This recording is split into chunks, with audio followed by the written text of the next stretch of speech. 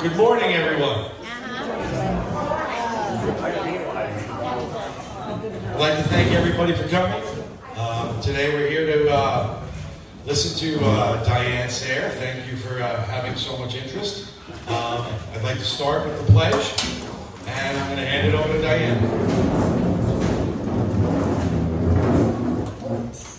I pledge allegiance to the flag of the United States of America and to the republic for which it stands, one nation, under God, indivisible, with liberty and justice for all. Thank you. Okay, Diane, it's all yours. Okay, so we will be singing the National Anthem, but I'm going to give you a chance to practice in your mind. I've invited some of my friends. People may know or may not know and we'll get into it more, but my training is in music. I formed a chorus in Manhattan, the Schiller Institute NYC Chorus. I'm no longer on the board of that because it's a nonprofit and I'm running for office, but I still direct. But we have some wonderful musicians and associates. I want to introduce people here. Michelle Aaron, who is a soprano soloist, helps assist with the chorus. Margaret Greenspan on the piano. Alice Guerrera, who's a wonderful tenor who assists. Jose Vega, who some of you may have met before. And Jenny Burns, who is a wonderful alto, but she's helping me with my AV stuff. And she will help us with the anthem. So, Jose, didn't you want to say something? Sure. Okay.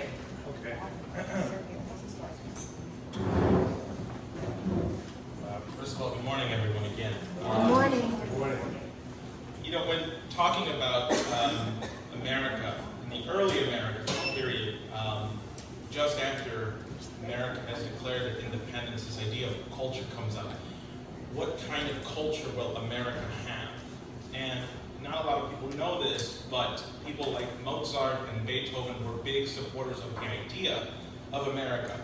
See, after the Revolution, it wasn't just a slap against the British, it sent a shockwave to the entire world that we don't need to be masters and slaves. Everybody can control their own destiny, and everybody can have this freedom. And so the largest immigrant population in the early America were Germans. And so some of the songs that we're going to be singing are from Mozart and Beethoven, as well as some of the African-American spirituals. And the ideas that are in this music are what the early Americans wanted America to be defined by. A culture of agape, which for those of you who read the Bible know, in 1 Corinthians 13, this idea of love and charity for all. And so that's what some of these songs are about, that America should be love and charity for all, and we should care for one another, and that's what's in our preamble, promoting the general welfare, as was written by Gouverneur Morris. And so when you listen to these songs today, know that these songs were sung on the battlefields on the Civil War. And they were sung during the American Revolution, and they were sung all over America in the early American period. And so keep that in mind, that even though these songs are in German, they're actually more American than they are German. So maybe that might be controversial, so I don't know, but I think so. So anyway, that's it. Thank you. The first song is actually in English with that said.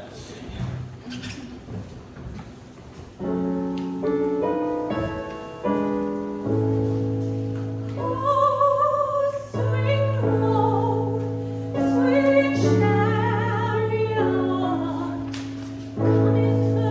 chariot,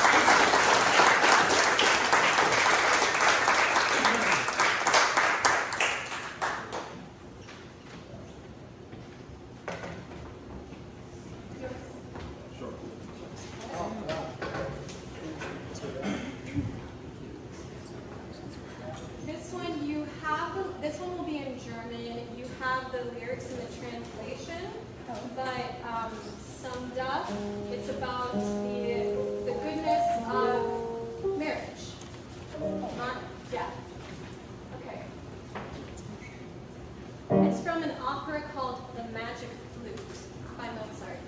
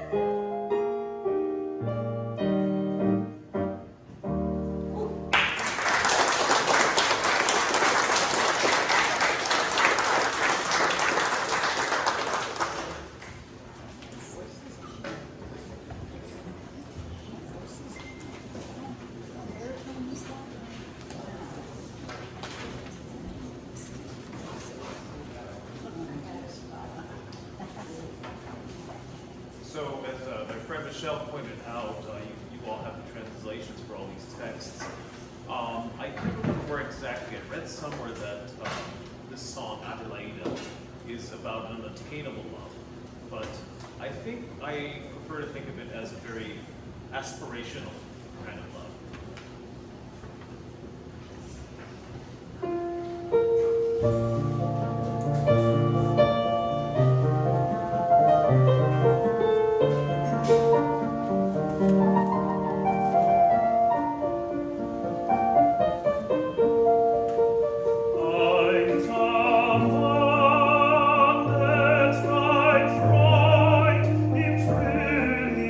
Starten, wild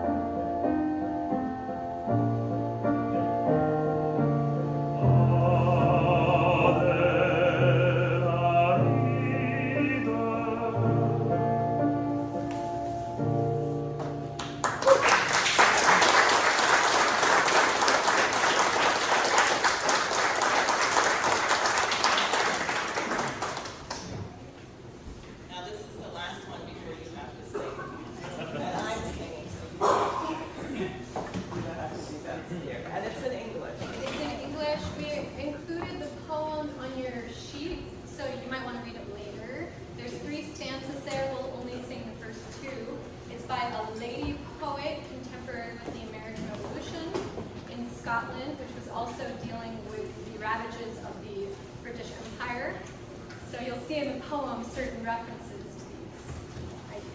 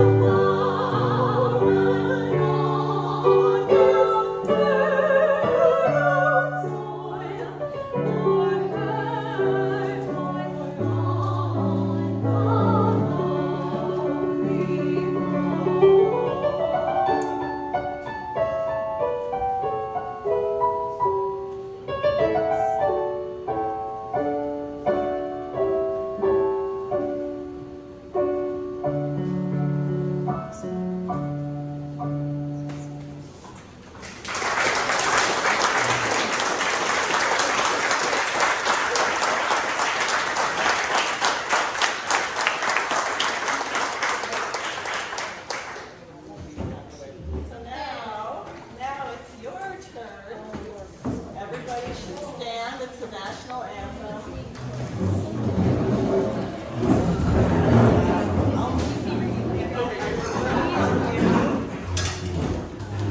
Give us the last major word there. We have our flag here. We're here. Yep, everyone ready? No, 3. Oh, And the last verse is soft and very, you'll see, right? Oh, thus be it ever. That's a beautiful verse. Okay, here we go. 1, 2. Oh, say, can you see by the dawn's early light what so proudly we hailed at the twilight's last gleaming, whose broad stripes and bright stars through the perilous fight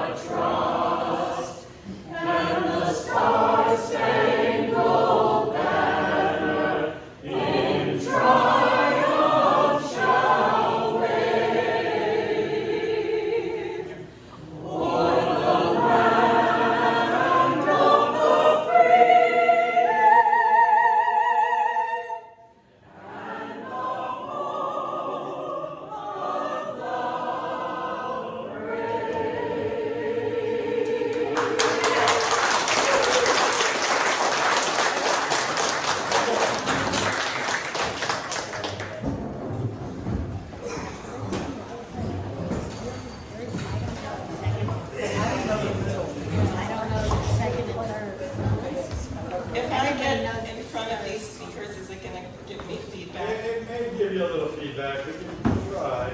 I can point Okay. out. Well, let's see. I feel so far away that I don't want to yell. Okay, that works, right? Okay. Yeah, so as he said, I'm Diane Sayre. I'm an independent candidate for U.S. Senate. I have a few things to tell you today, but I wanted to start actually by telling you a little bit about who I am, my background, and then I'll tell you what I think is urgent about the situation that we are in.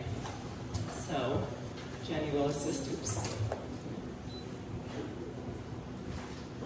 Gotta get our projector back on. Is it blocked? No, the lights, it doesn't seem to be on. Is it on? It's turning on. Maybe it has to warm up again. All right. Well, we'll get to the first picture. The first picture you'll see is a picture of me with my dear friend of 32 years, Lyndon LaRouche, who passed away in 2019. There we go. It's coming.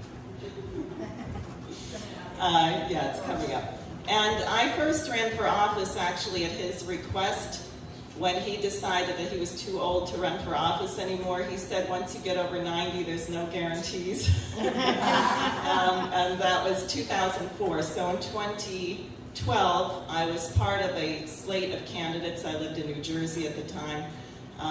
We ran 6 federal campaigns. And we had a regular weekly discussion with him. Go to the next. This is LaRouche with Ronald Reagan. And what happened to LaRouche, those of you who know his name may have heard. Right-wing extremist, left-wing extremist, anti-Semite, homophobe, racist, stole money from old ladies, blah, blah, blah. Very much like what Donald Trump ran into. Why? Well, there are many reasons, but LaRouche was the leading economist on the planet, American system patriot expert. He ran for president 8 times as a Democrat. He ran in 1980 first as a Democrat and then as an independent, and at a debate sponsored by the NRA, ended up seated next to Ronald Reagan and was able to talk to Reagan about something LaRouche had been working on very hard, which was to end mutual and assured destruction, to end the idea that whoever can blow up the world more times with nuclear missiles wins. As Eisenhower said, the only thing worse than losing a nuclear war would be winning a nuclear war, because there would be nothing. And so LaRouche was able to talk to Reagan about his work with people like Edward Teller at Lawrence Livermore Labs on developing a laser defense against nuclear missiles. And when Reagan won that election, and as Roger Stone puts it, LaRouche delivered some pretty heavy blows against H.W. Bush, beating the Bush people out, allowing Reagan to win. Reagan invited LaRouche down to Washington, D.C. LaRouche became Ronald Reagan's back channel to the Soviet Union on the policy of what came to be known as the Strategic Defense Initiative, which Reagan ultimately announced March 23, 1983. Next. This is old, but it shows you how much they were watching LaRouche early on. It's a FOIA document we got. You probably can't read it from there. It's October 29, 1973. LaRouche was organizing to bust up certain operations at Columbia University during the strike, where they were trying to pit the African American population against the Jewish teachers, vice versa, get everyone fighting. He was intervening against Wall Street as our enemy then. So this is a letter from the FBI.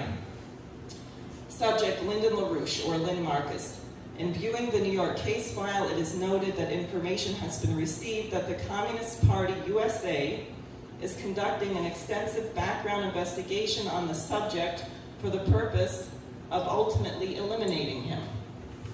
And the threat of the NCLC, the National Caucus of Labor Committees, as LaRouche's organization was known, on CP operations.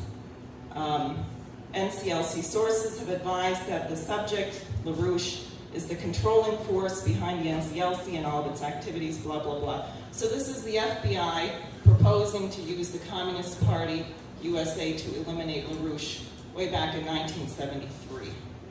And LaRouche had already begun at that time making economic forecasts, warning about one thing we published, Rockefeller's Fascism with a Democratic Face, warning about the policies, not just in the US, internationally, that the International Monetary Fund, the World Bank, that the kind of policies they were imposing on poor nations, which people may know, if you were to get a loan from these financial institutions, your nation has to agree that it won't be used for motorized vehicles, that you will devalue your currency, so you end up paying 500 times what you borrowed, and your nation gets totally impoverished.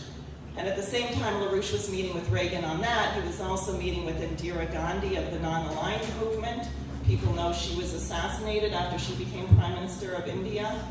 Lopez Portillo, the President of Mexico. So LaRouche and our organization were taking on a giant, and they didn't appreciate it. Next. So LaRouche ended up in prison. He was indicted in Massachusetts in 1987 by none other than Robert Mueller, the very same one. Which shows you how weak these people are, that they can't get new, younger people to do it. The same Robert Mueller. LaRouche was given a 15-year jail sentence on conspiracy to confuse and obstruct the IRS, mail fraud, and that's the whole, I won't go through the case, but it was a total rotten frame-up. The government came in and shut down all of our publications. We had hundreds of thousands of subscribers. They declared them involuntarily bankrupt, and then having seized our accounts, made it illegal for us to repay loans. That's where the conspiracy to not repay loans came in. The government had seized the accounts, and the judge ruled that the decision to not repay loans had ended before the bankruptcy reorganization, so our lawyers were not allowed to mention the fact that the government had shut down the accounts. I mean, it was an unbelievable case. They gave, as I said, LaRouche got a 15-year sentence. Many of our top fundraisers were given sentences from 20 to 86 years in prison. One of my colleagues was given a 77-year jail sentence, was told if he would plea and say he was guilty, he would not have to go to jail at all. He refused because he knew that would be used to shut down the whole association. So they gave him a 77-year sentence. He ended up serving 11 years in prison, and LaRouche served 5 years in prison before we got him out. And the way we got him out was not legal. I mean, it wasn't illegal. Let me rephrase that. But the way we got him out was not through the courts, because after he went to prison, a federal bankruptcy judge looked at the bankruptcy against LaRouche's publications and said, this bankruptcy is illegal. You cannot come in and declare someone bankrupt, make up a bunch of arbitrary fines, say they're bankrupt. There has to be multiple creditors. There was only one creditor, it was the government. So they threw the bankruptcy out of court. We naively thought, okay, a federal judge has determined that there was fraud against LaRouche. He'll get out of jail. No, of course not, because they knew he wasn't guilty. They didn't care that he was not guilty. The point was to shut him down and shut up our organization, something that various people may be familiar with today. Next. Oh, yeah, so I want you to just hear him. This is just 2 minutes. I don't remember exactly when the speech is from, but it's highly relevant today, and hopefully the audio will work. Uh-oh. Jenny, pause, everybody get the audio on.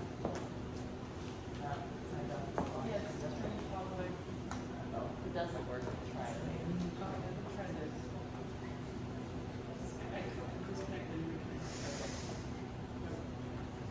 Okay. Oh, it's almost coming. No.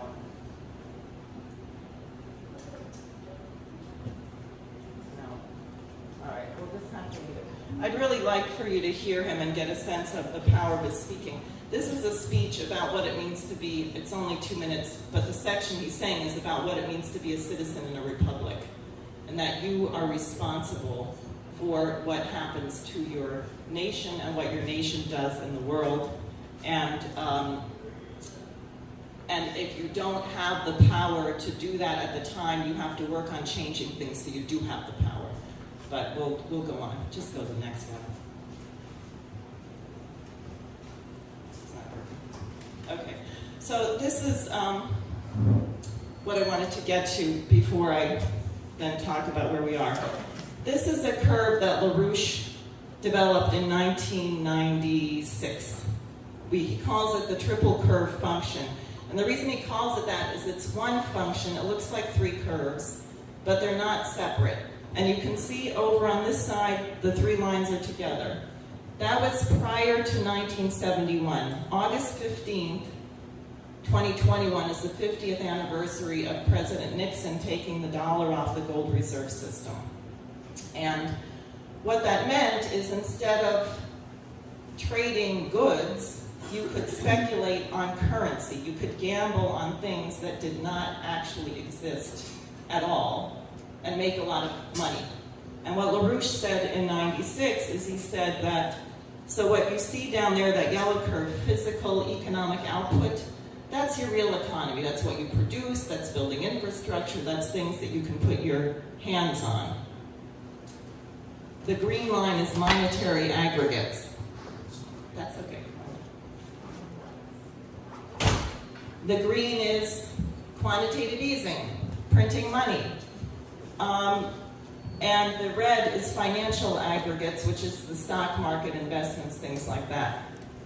You could say that point with the circle where the green crosses over the red is 2008, where we began the bailouts. Because what's happened, and it's been escalated in spades during the COVID pandemic. You may know that 500 new people became billionaires during COVID, while millions of other people lost everything. And the government sent out checks to everybody to do nothing, so that what you're causing is hyperinflation. That's what happened in Germany. That was Weimar Germany, where it cost a wheelbarrow full of money to buy a loaf of bread. And what happened is the whole thing collapsed and the conditions were ripe for Adolf Hitler to come in. Now, I've been playing with one idea for a campaign slogan, which is, before Schumer, there was Schacht. Hjalmar Schacht was Hitler's finance advisor, economist, and he came from Brooklyn, actually. So, we could say before Schumer, there was Schacht, because it was fascist austerity. And what Schacht did is he said, we'll let you trade in 1 trillion Reichsmarks for 1 Rentenmark, and they deflated the currency. And you have to realize everybody lost everything. And this was set up at the end of World War I by the British, because the British ruled the world, right? Ruled Britannia, the Navy. That was their view. That's why they hated the United States. They hate it to this day. They've never gotten over it, and they are the biggest enemy, not the people. The royal family, the City of London, the financial interests behind the Great Reset, that is the actual enemy of the United States. To this day, they've never gotten over it. They have been hell-bent on figuring out how to destroy the republic. And you destroy a republic where people have freedom to participate in the government, you destroy it through the culture. And that is what has been done to this nation. But this is where we are. We're in a shock front where the thing is going to blow out. And they are in a desperate situation to save it. Now, I want you to go to the Brasso. What's next there? Oh yeah, we'll get to that in a minute. There we go. Anyone know who these two people are? No.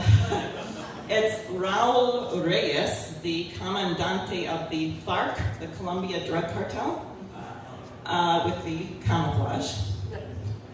And embracing him is Richard Grasso, the head of the New York Stock Exchange. Okay, in the jungles of Colombia. What does that have to do with Schumer? Schumer, 2 days ago, gave a press conference on legalizing marijuana nationwide. And he had Cory Booker and Ron Wyden with him. And they're very sophistical, so they blur the lines. They try and make it sound like they're just talking about decriminalization. And he lies. He said, there was a war on drugs, but it was a war on the black and brown people, and we can't have that, so we're going to legalize it. Well, there never was a war on drugs. LaRouche, one of the things the government shut down was a publication we had called War on Drugs. What were we calling for? Jail the bankers. Go after the people laundering the drug money. Use the capability. I'm sure everyone here knows that everything that you do, if you have a smartphone, is known by the NSA, the FBI, Jeff Bezos, and everyone else in the universe, McDonald's, whoever. It's all on your phone. It's all known. We also have satellites. We also have spectroscopy, where you can find minute amounts of drugs anywhere. So when nations like Colombia or El Salvador or other places that were major producers of drugs wanted the U.S. to come in and eradicate the drugs, we could have done that. But we didn't do it because of this. Because our entire stock market is dependent on drug money and terrorism, trafficking, filth, and just pure outright gambling and speculation. So what Chuck Schumer is going to do is not going to help the people in the inner cities where we have record levels of violence. And I just came from Rochester, where we met with a number of people there, someone who had been formerly, I guess, was she in the leadership of the NAACP, or she's just known by them? Yeah, in the NAACP. A very important minister who deals with the victims of a lot of the shootings. He gave us some interesting information, which is that when the federal agents came to Rochester to help the police, they had the names of all the gang members before they got there.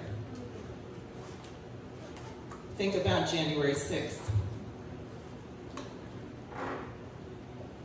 Who is really running this? Who is actually running the violence in the cities? Yeah. Among others, yeah.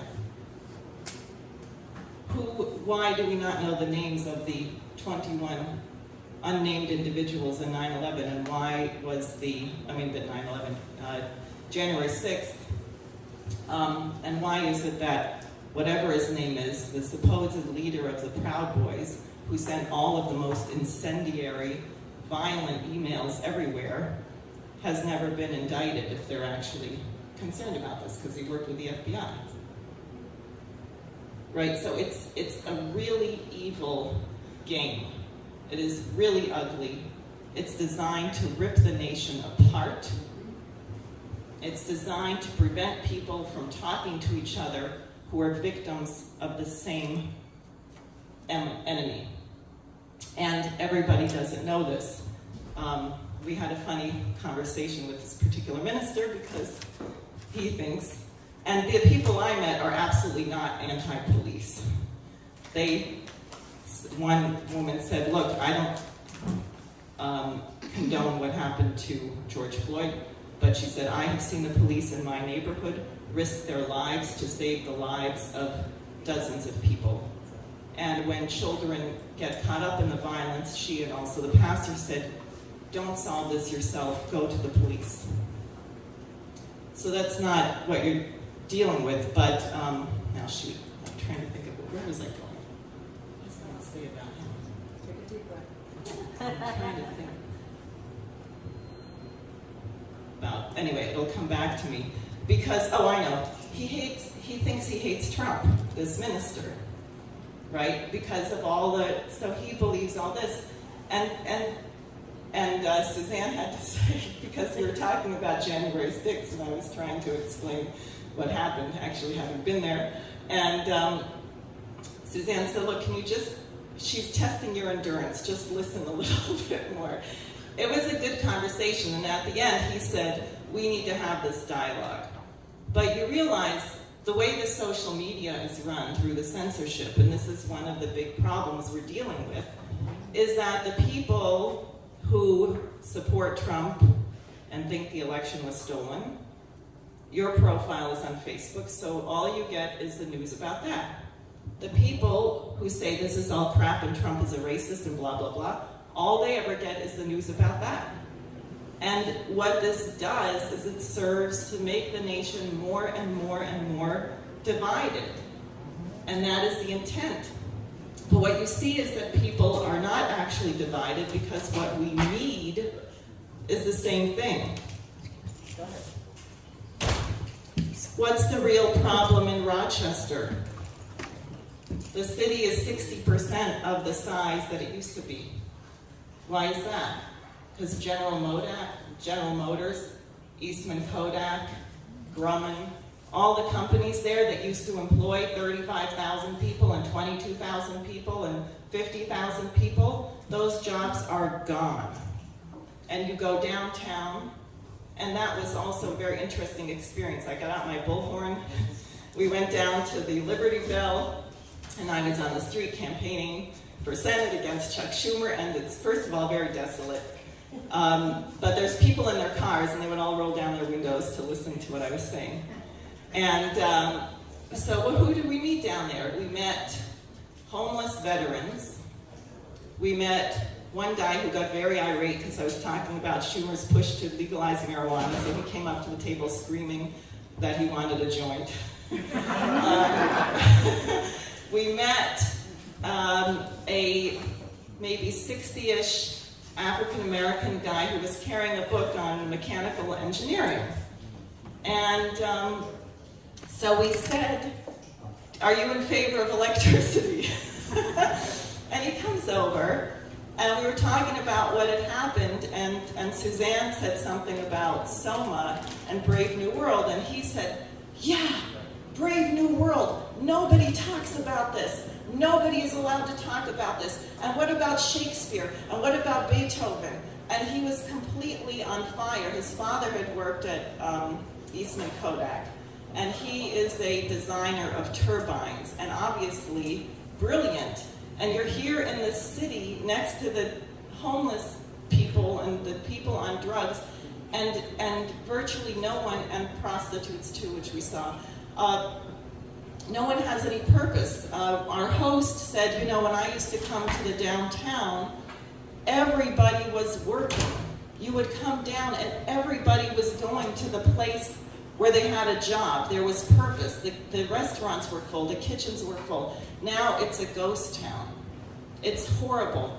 And people who are well-meaning are trying to address it by helping the homeless or trying to have a drug rehab program. So think about Senator Schumer legalizing marijuana and saying the way we're going to help you is we're going to open up dispensaries on every corner.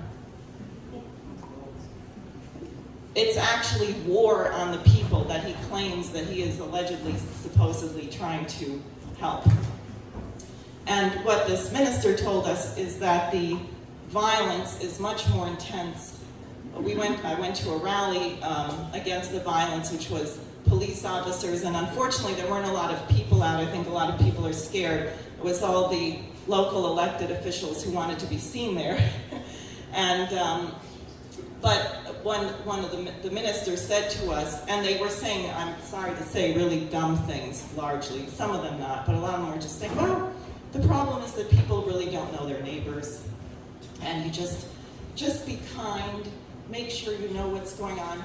Usually and we're thinking, a lot of the killings I heard of are within families, so don't tell me that it's because people don't know each other.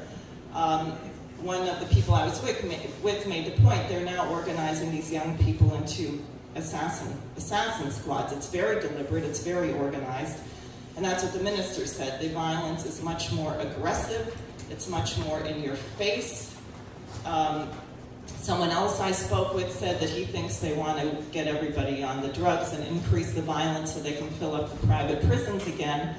I think it's worse. I think they actually just want people dead, and I think they want our cities destroyed, and I think they want the nation ripped apart. And that's really why I'm running this campaign, because we have to stop it. And we have to stop it now. We're not going to stop it in 2023 after the election. And we have to be unified on what the enemy is, and we have to be unified on what should be done, and not think too small. For example, one person I had on my Friday symposium, her name is Shawana Vaughn, who was in prison in California. She was born to a woman who was incarcerated. So she was raised in foster care. She ended up in prison by the age of 17. She was put in a cell with a woman who had murdered her 2 children. They then moved them to a larger prison cell with, I think, 8 women who got together and set one of the women on fire and burned her to death.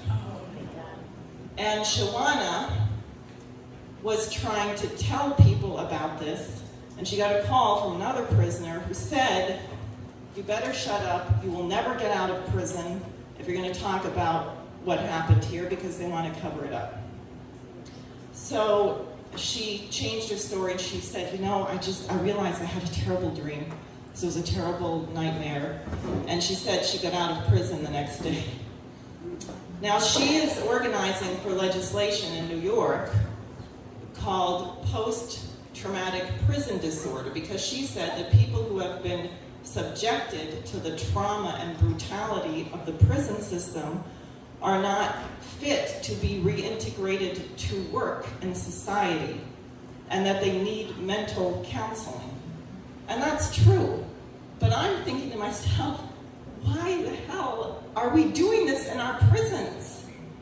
In other words, why are we demanding, okay, we're going to take it for granted that we have an unjust, criminalized society where no one gets justice, and then we're going to just try and make sure we have counselors for the people who are brutalized by this. That's how we have been brainwashed. We have been brainwashed to tolerate an insane standard that people 50 or 60 years would never have put up with. Now we have an opportunity to change this. Now you can go if the slides are still working here. Afghanistan, you see it over there? See, one of the things that I've been thinking about a lot is what's part of the problem with our country? Well, one part, something that LaRouche addressed at a meeting in New York a few years ago, where someone said, I don't feel like we've really remembered the first responders who died in 9/11, who gave their lives to rescue people, and they're still dying of lung disease and cancer and all kinds of things. And LaRouche said, well, we have to have a living memorial. And the American people have to face the humiliation that they did not address the crime when it was committed. Now here we are, the 20th anniversary of 9/11. What do we know about who did it? Have they been brought to justice? 14 of the 19 hijackers were from Saudi Arabia. The 28 pages that finally got released revealed that Prince Bandar, who was the Saudi ambassador to Washington, and his wife were paying the rents and paying for the flying lessons for 2 of the hijackers. But Saudi Arabia is one of our best allies. We're giving them weapons so they can bomb Yemen. And we sent thousands of American troops to Afghanistan who've been there for 20 years, and back to Wall Street and we used to call it the Grasso Abrazo, the Richard Grasso hug with the Commandante of the FARC. The opium production increased in Afghanistan 40-fold while we were there. It's increased 45% in the last year. And then we invaded Iraq. And you have people like Nancy Pelosi who says, well, I knew there were no weapons of mass destruction, but I don't think Bush should be impeached over what? Killing about 1.5 million Iraqis, 5,000 Americans, and 4 veteran suicides for every 1 who died in combat. And as I've been thinking about this, the fact that we did not demand to get to the bottom of this 20 years ago is one of the main reasons why our nation is in the shape it is. And there's a lot I can say about it. When I first ran for office in New Jersey, I won't say more, but I want to say a couple things. The city of Paterson, one of the big cities that they're targeting for their marijuana dispensaries, was home to 11 of the hijackers for a while. The guy who forged the documents to get them fake IDs so they could get the plane tickets lives there. He was never indicted, and it's known who he is. You have things from Sarasota, Florida. You have from San Diego volumes and volumes and volumes and pages of FBI documents on the people they were monitoring in these areas. Now here's Paterson, New Jersey. They were training at Teterboro Airport, and no one knows anything about anything that happened in New Jersey. No records, no nothing. The guy who forges the IDs is merely carrying out his life. How does that happen? And how is that allowed to happen? And how many people are going to die because we've allowed it to happen? So we are now getting our troops out of Afghanistan. The Taliban controls about 85% of the country. Taliban, as I learned recently from 2 of the people we were speaking to, one Pakistani scholar who is an expert on the China Belt and Road Initiative said, and a friend of mine from Iraq, they said, look, the Taliban are, they are fundamentalists, but they also have a national identity.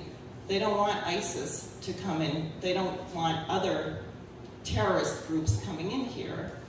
And the current very weak government that we've left there, and by the way, the 300,000 soldiers that Biden keeps talking about that we trained so well, we trained them and we gave them a bunch of airplanes, but we didn't give them any spare parts and we didn't tell them how to fix them. So it's a lot like the infrastructure of the United States, is the great help that we've given them. How are we going to deal with this?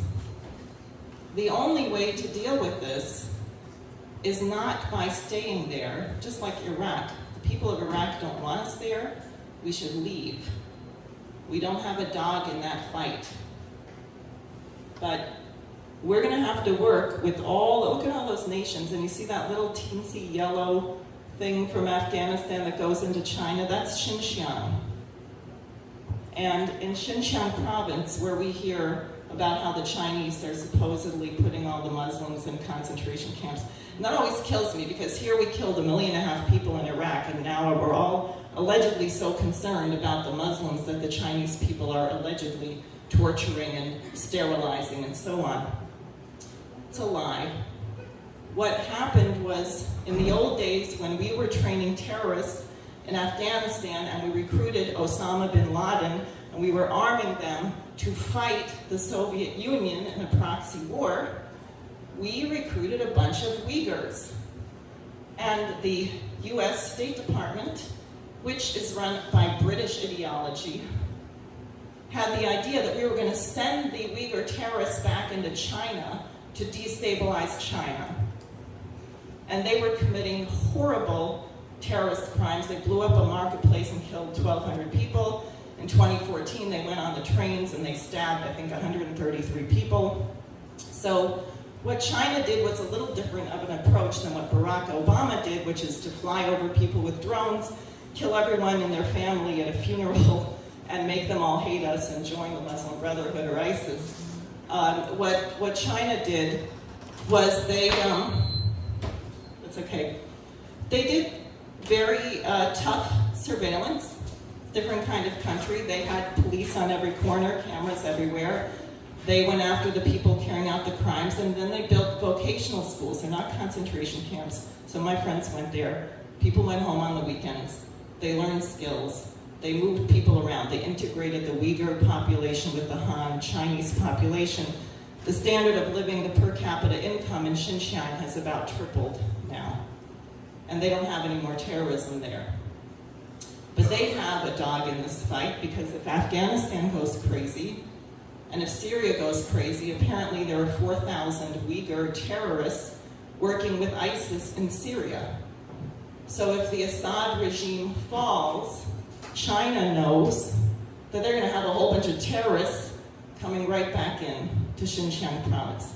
Same thing with Russia. Think about what happened in Chechnya. Think about the Moscow subway bombing. What has Putin had to deal with terrorism? So these nations, if the United States does not run in there trying to get a hold of the drug money to bail out our stock market, are capable of addressing this situation by coming up with a reconstruction plan and creating an economy that allows people to do something other than be a terrorist or a drug dealer. 80% of the population of Afghanistan is below the age of 30. So it's a big deal, and it's not discussed much. And most of what we hear here is lies. And that brings me to another point. People say, well, we're always running all around the world and we're giving out this money to help other people. No, we're not. We're engaging in illegal wars on behalf of the British. Who got Bush, the H.W. Bush in '91 to invade Iraq? Remember? Maggie Thatcher. Maggie Thatcher came over and put iron in Bush's spine. And then who got us into the next war against Iraq? Tony Blair, Sir Richard Dearlove, the boss of Christopher Steele, who wrote the dossier about Donald Trump, the weapons of mass destruction, which everyone knew was a lie, but we went ahead and did it anyway. And Nancy Pelosi doesn't think anyone should be punished or impeached over something which is virtually treasonous. Okay, so this all came from the British. They don't have thousands of troops. They don't have the nuclear weapons that we have. So they want to deploy us, not really to destroy these other nations, but to destroy us. That's the purpose of these wars. They think it's great that we have 4 times the number of people committing suicide that we had in combat over there. So what I'm saying is we have to, if we change our policy over there, we're going to change our policy here, because the truth of the matter is we have the same policy there as we have here. And the people who've been sitting in solitary confinement, being brutalized in the prison since January 6th, denied medical care. Do people here know about that, some of them? Yep. Yeah, one of the guys has stage 3 non-Hodgkin's lymphoma, Chris Burrell, I think his name is. And he hasn't been allowed to talk to his oncologist for 6 months or get his cancer medication. And he contracted COVID in prison. Right, so what we are doing to American people here is the same thing as we're doing there. And therefore, we have to regain our identity. Next, let's see here. Okay, so here's a couple things. I'm just going to tell you what I'm proposing, because we got to build this country and we got to think big. One thing I want you to have in the back of your mind is, I think maybe by the year 2100, maybe a little bit later, the United States really should have about 700 million people in it. We've been shrinking. We used to think of growth. We've all been brainwashed by the environmentalism. Oh, human beings, there are cancer on the planet. Don't exhale, you'll kill the whatever. Carbon dioxide, right? It's plant food. So everyone's been convinced, they're teaching it to children who all think that it's a crime they were ever born because they're destroying the environment. It's ridiculous. It's absurd. So we have to plan for growth. We have to plan for the future. We don't need a company that employs 150 people to build solar panels in Buffalo where there's no sun anyway. We need General Motors. We need giant plants that employ 50,000 people. We need coal-fired power plants. We're going to have blackouts because they shut down Indian Point, and They didn't build new power, and solar panels and windmills are completely unreliable, and they're really polluting. They're made out of all kinds of non-biodegradable things, and they only work about a quarter of the time. They're just a general waste, and they'll kill people. So here's one thing. If you see that yellow line down there, that Sandy Hook is New Jersey and the Rockaways, thanks, Jenny. In 2009, there was a meeting of the American Society of Civil Engineers in Manhattan, and they were discussing what happens if we have a major hurricane, a major flood. And they said, we should build a storm surge barrier. And they had all different ones, but they all agreed, and I agree, this is the best one. It's 5 miles long. It would have a rail line under it, and I'll get to that because I think the US needs about 42,000 miles of new rail. That'll employ a few million people. So they proposed this, and in their great wisdom, the Port Authority and the governors of New York and New Jersey said, oh, no, we can never afford that. Now, at the time, it was $7 billion. So guess what? We didn't build it. And Sandy, wiped out everything. Lower Manhattan, New Jersey, the Rockaways, they said 80 billion worth of damage. I'm sure it was much more. I think that has to be built. And it's a sea gate so that it's not closed all the time, so the fish and the currents and the water can go through, but when a storm is coming, then you put the barrier up. And as you can see, what is protected there is everything. It's the major ports at Newark and Elizabeth. It's all of Lower Manhattan. It's a lower tip of Long Island. It actually would protect some of the most valuable real estate in the country. And it has to be built. And what we're getting is stupid proposals like they want to build a little, a breakwater around Staten Island. You know, you think about Sandy and you think we're going to have storms that are bigger than that, and it's not by human-made climate change. It's just the climate's been changing for about 5 billion years on this planet. So, yeah, so we need to build that next. Okay, that's just another map so you can see it a little differently where this thing would go next. Now, this is a map some of my friends have done. Does anyone know what the average speed of a freight train is in the United States? 30? That was a few decades ago. Yeah, 17 miles an hour. Okay? The United States, the average freight train goes 17 miles an hour. Now, China is working on a new freight train, maglev, that goes 315 kilometers an hour. I guess it's about 240 miles an hour. Okay? What? This is stupid. And the maglev technology, where was that designed? Where did that come from? Germany. Brookhaven Labs on Long Island. It was part of the US space program. And Japan came to us, and Japan said, you know, you guys have this great maglev technology. Can we buy all the patents? And Brookhaven said, sure, no one here is ever going to use it. And so Japan built maglev trains, and then Germany, Siemens, and then China. China has, 37,000 miles of high-speed rail. How much do we have in the US?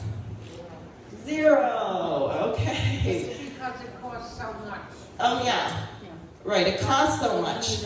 But giving AIG $80 billion didn't cost anything, and bailing out Goldman Sachs and all these other things, right? That didn't cost anything. That's why we can't rebuild the cities, and that's why we have to legalize marijuana, because we're going to help all the poor little people in the inner cities who need more drugs. Now, so this is the corridor, and here's my favorite brainchild. I just have to tell you, I'm going to get someone to draw it, but if we're going to connect, we're going to build 42,000 miles of high-speed rail, and it's going to be freight and passenger, because we urgently need freight. And by the way, it means we need electricity, and I'll just say on these electric cars, what a joke. We don't have the electricity. Someone sent me a picture of a AAA truck carrying a wagon, which was a diesel-powered generator, so that an electric car that ran out of electricity electricity on the side of the road can plug in to get its electricity. I mean, it is just such a joke. Milan has had 9 days of blackouts because they've made everything electric, and they don't have the power generation to do it. And it's actually not a joke. It's deliberate, because people will die if you don't have power. So at any rate, we're going to build the power plants. But if you look here, this is what I got really excited about. See, there's two major corridors of huge development potential. The one is the Albany, Syracuse, Rochester, Buffalo, going to the Great Lakes, which had all this massive. I only learned recently that New York lost more manufacturing jobs than Michigan. We are like the #1 in the nation for loss of manufacturing and industry, this state. And we have incredible geniuses here at these places. In fact, 157 New York companies are working on the Artemis project that Trump started of reviving the space program. 157 companies in the state. But what could they do if we had an actual modern railroad that didn't go 17 miles an hour, that went more? So you're going to go from Long Island, where a bunch of those companies are, up to Albany and across to Buffalo. And then the other corridor, and see, this is the storm surge barrier, because remember, my Seagate goes from Long Island down to New Jersey. What's at the other end? The port's at New Jersey. And then where do you go from there? Through Pennsylvania, Harrisburg, Pittsburgh, the other major corridor of infrastructure development. It's huge. It would transform the nation, and it would make it possible, because that's how we used to think, that our nation should have 700 million people in it in a few generations from now, and they should be better educated, live longer, be happier, have bigger houses, living spaces than we have today. When's the last time we built a new city in the United States? Can we remember? Has anyone ever flown to California? Did you ever look down? There's nothing there. There's a desert. We could build a science city. One of my friends told me in New Jersey, 20% of the state of New Jersey has been taken out of commission. It's the Pine Barrens. You're not allowed to develop it or do anything there. Apparently, in the 80s, there was a plan to build a science city where the Pine Barrens are, which was going to be dedicated to developing fusion energy. And we just scrapped it. Right? So this is what we actually have to do. I'm just going to see if I forgot anything that I wanted to tell you. Well, just to reiterate, so what I'm saying, and it's in the editorial in this paper, the enemy is the British Empire, the enemy is Wall Street. They have to be put through bankruptcy reorganization. People like Jamie Dimon should be in jail. People who run treasonous coups also should be in jail, like Comey and Brennan and various of these other people who did what they did. The media is a complete disgrace. We say we have free press, and people go from being the head of the CIA or the FBI, and then they're suddenly at the news media, right? It's an outrage. But we have to put them through bankruptcy reorganization. We have to either get rid of the Federal Reserve or nationalize the Federal Reserve. We need a national bank that can issue credit, not checks, not hyperinflationary bailout checks to citizens, but long-term low-interest credit, because we need to build 42,000 miles of high-speed rail. We need a modern healthcare system. When Trump said when COVID got here, the cupboard was bare, he wasn't kidding. People know the hospitals had no emergency supplies. We used to have a standard in the United States, 4.5 hospital beds per 1,000 people. Anyone know what it is right now? Yeah, 2.6. 2.6. Okay, in the 60s, it was 6.8. Okay, so we estimated, some of my friends, we would need 15,000 megawatt nuclear power plants just to power the hospitals that we should build to be prepared for whatever else might come our way, to have a modern, functional healthcare system where we can take care of people. That's just one aspect of the economy. And then what does that mean for young people? We're going to train them on multiple choice exams to push the picture of a hamburger on a McDonald's cash register. No, we're going to have to produce geniuses. But the way someone becomes a genius is because they become inspired by something in the future which demands that they become better than what they are. So that's what I have to say, and I'd like to thank you for having me here.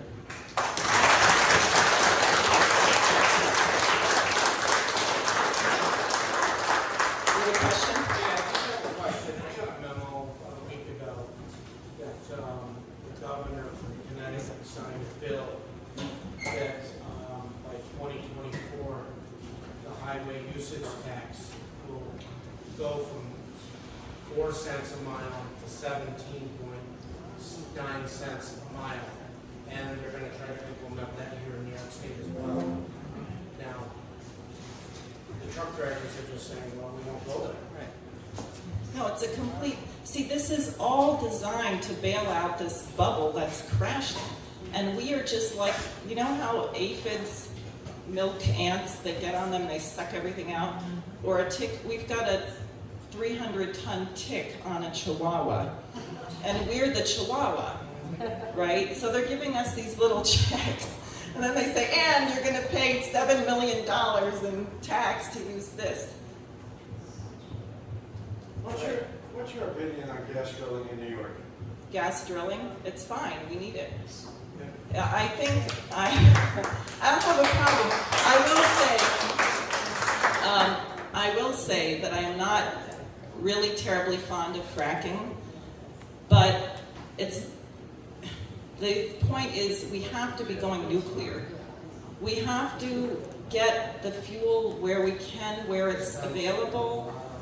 Just like I think ultimately we may move away from coal, but not now. We need it, and it's 90% cleaner than it used to be. So, yeah. But the question is energy flux, the most dense form of energy with the minimum amount of resource. Well, that's nuclear. Yeah. You know, that's nuclear. But ultimately, I mean, you see what's happening in Pennsylvania. Pennsylvania's really moving with their gas. You know, they are really creating an economic structure for themselves with their gas. Yeah. We're only 40 miles away from that, 50 miles away from that, here. Right. You know, I'm not saying it should be done in every small community, but there's so much rural land and there is so much to tap into, creating massive jobs. Right.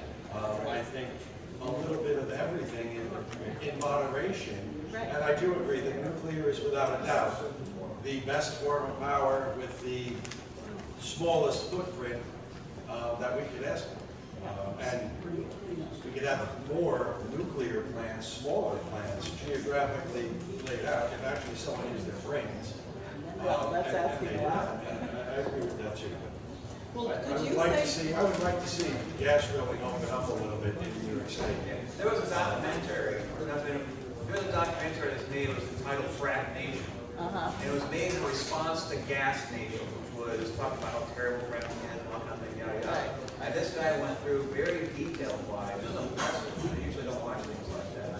I don't know where you can find any more censorship, but it really just kicked away a lot of the arguments and claims concerning fracking and things that way. And also trying to interview the producers of gas stations to explain themselves why they were making these claims, and they couldn't get anything. Right. It was very eye-opening on that. So, and while I got the horn, I figured I want to say this. This is genius. Having a paper like this, because we cannot utilize a system. You're going against a machine. You're going against a very evil machine. There's no way in hell in your time, anything like that, to be any way close to fair. So that's where I feel like we need to create our own sources of media and all this to get our words around. And yeah, I'm happy to see this, and I hope this continues on for a long time. Yes, well, it will as long as people give money to my campaign. So I'm not getting, I know this will come as a big shock, the dirty money Wall Street people are not going to fund my campaign. So, yes. Off the subject on this vaccine crap. Yeah. Well, here we may have a difference. I'm not going to speculate about the origins of the virus. I think that Trump was right to escalate the vaccine. I think the reason why the country is doing better is because we have the vaccines. So we may have a dispute on that, but there is a history, there is a science to it. Now, does that mean I trust everything from the pharmaceutical companies? Absolutely not. I also think that there is suppression of some less expensive kinds of treatment that seem to be very effective against COVID, and that's being suppressed. I think that is true. I don't think we can say the pharmaceutical companies got everyone addicted to opioids, which they did, and then suddenly they turn around and they're just altruistic and they want to help us. I don't think that's the case. Yeah, but they want to addict us long enough so that we can, we can be a good source of income until we die. Sort of like Obamacare. What? Yes. Just a quick question, running for U.S. Senate. What is your take, or how do you help farmers?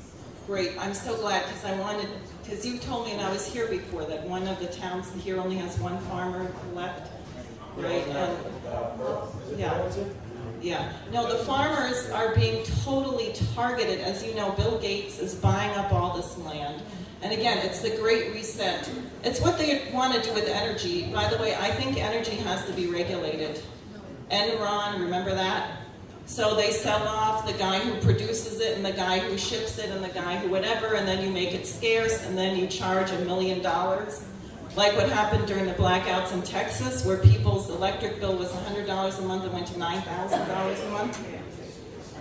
That should not be allowed. Life and death necessities. Food is one of those. I think the farmers have to be guaranteed parity prices. I think the monopolies of the producers like Smith and JBS and all that have to be broken up. I'm learning from my farmer friends that actually the giant pork producers, you hear this line that the giant meat producers are more efficient than the family farms? It's actually not even true. It's not true. Some of them have, yeah. JBS, is that the one? I think they have that. And there's another one owned by Brazil now. And yeah.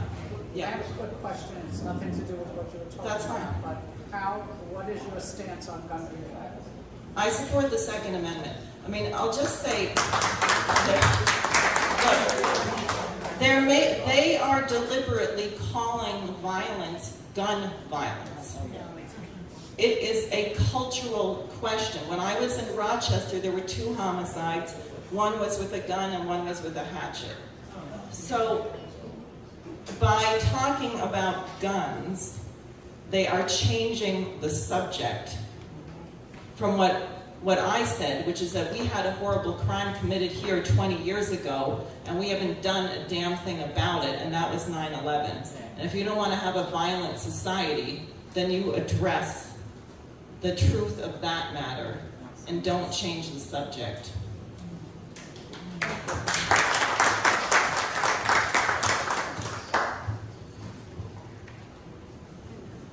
Yes. Totally different subject when it comes to things there. Down in Florida, they're talking about civics classes for the children. I think that's a fantastic idea.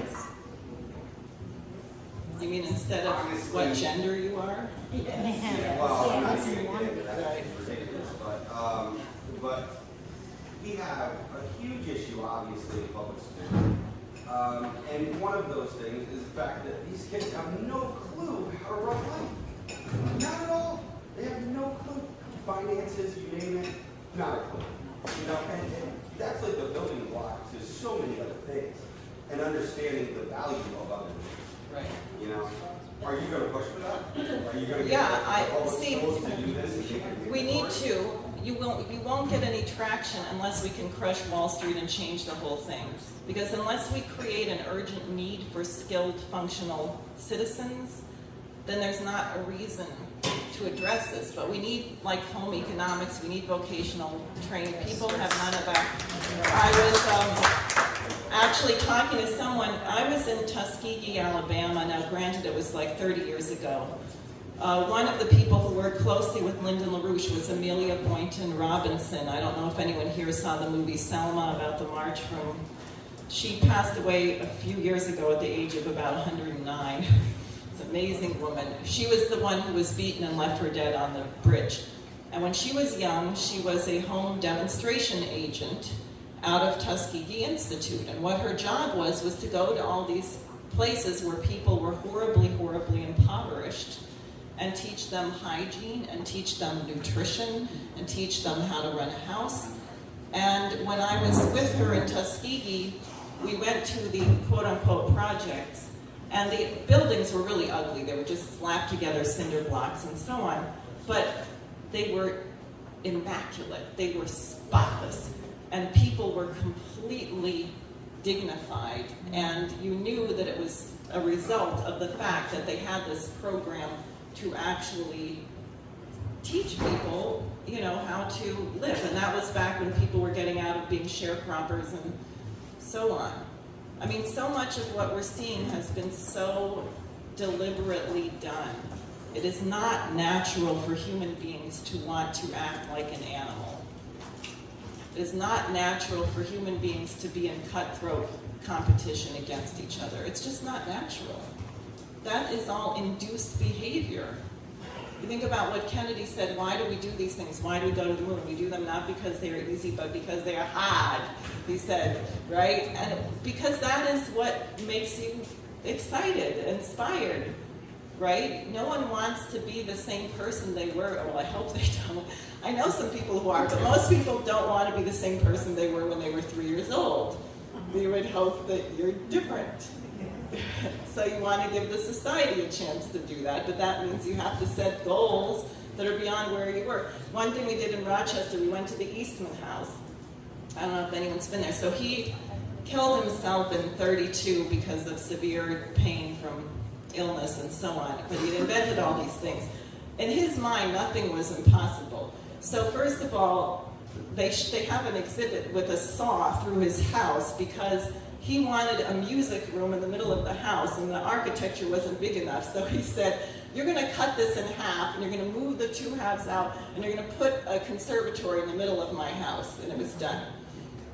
They had a fire in a room. It didn't spread anywhere because he had steel double doors between every room. So if a fire ever came through the house, it would only be isolated. He developed remote control. This is the 1920s. He had remote control for his radio, his organ. He had a central vacuum cleaner that you turned on and you took the pipes out of the wall and vacuumed the house in the 1920s. Now, who in the 1920s would think about that? That's like American, right? I mean, that's our human even, really. And that's what we have to unleash in the American population, is that. Why do we say, oh, we'll never do that? Oh, you can't do that. Oh, you can't go to Mars. Oh, you can't end poverty. Oh, you can't stop violence. Oh, you can't. No, that's stupid. That's animal. We're human.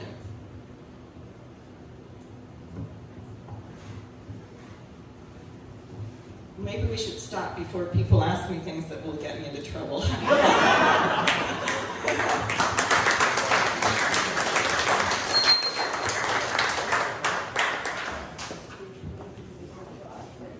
There's sign-up sheets. You can sign up for my campaign.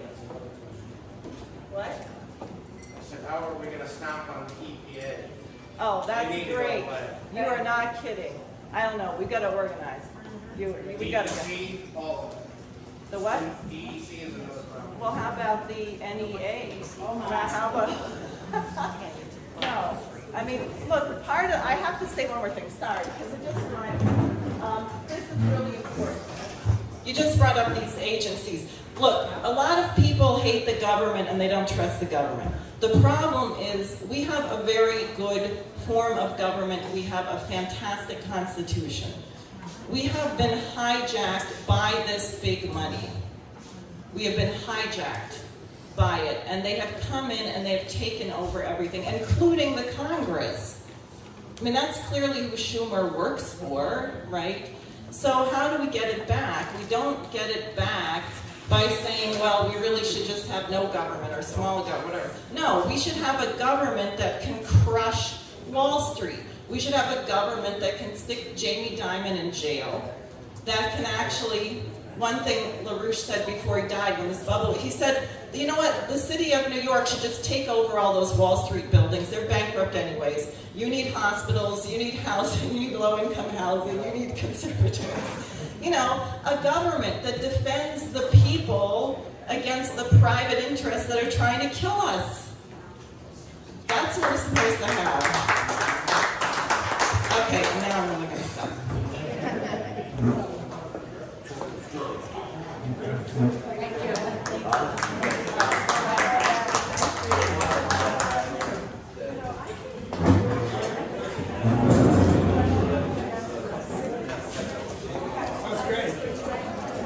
Very far-ranging.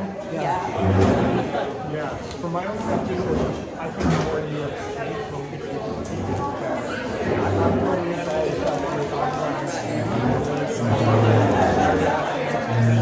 totally involved with a little off message, but this state has four nations.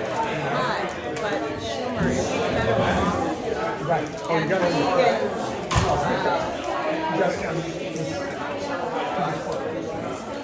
beyond that stuff, it's kind of looking at that state.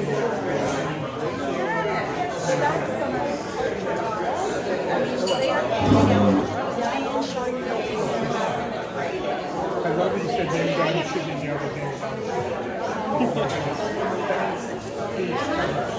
Well, I wish you well. And Eric Holder, remember, someone asked Eric Holder why no banker had ever been indicted after 2008.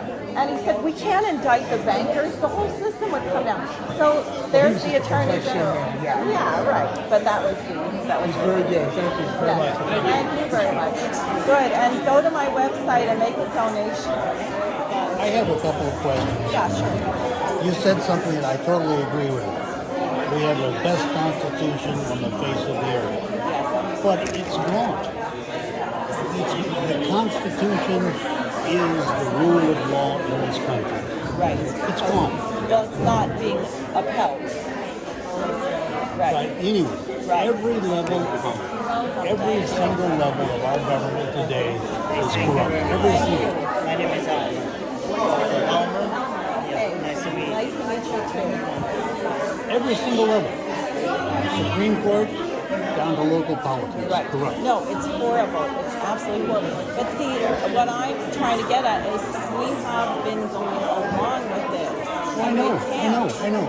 And on the other thing, there's another aspect, which is natural law. See, because our Constitution is rooted in natural law, which is the strength, because it means that this corruption is not going to last. Now, whether they take us all down with them, that's another question. But The whole situation at this point, in my mind, quite frankly, is biblical. Yeah. But aside from that, I mean, it's all described in the Bible in one way or another. Yeah. And I'm not even I happen to be a theoretical physicist. Oh, great. So I'm not really, I believe in Christian values. I believe there is a God. I'm not sure. Well, I think the more physics you do, the more it's clear there is a God, and that's what Einstein said. Yeah. But how are you, I wish you well, but how are you going to be? Schumer is such a sanctimonious son of a bitch. I can't stand it. Literally. Biden's not much better. And Obama's in control right now. So it's so overwhelming. I just won a primary to be a town board member in Unadilla because I got to get involved. I should be retired in my life, but I'm involved in this shit. Right. But it's good. It's going to make me good because I'm pissed off. But, well, good luck. I mean, I know what you're saying. I hope you win. I hope you prevail. Thanks. I hope the nation survives. I mean, my job is really, we have to get a change. And I want to have a voice that shapes, because it is going to change. It's either going to get really, really, really bad, or we're going to get our act together and we're going to change it. And the point of saying policies like the things we want to build is you have to, in a sense, create a pathway, right? Because people, you can't just say we hate this. You have to say, what should we be building? What do we need in the country? We have to demand these things, and you can pull people The into message it. is so fractured. The message is incoherent. And the politicians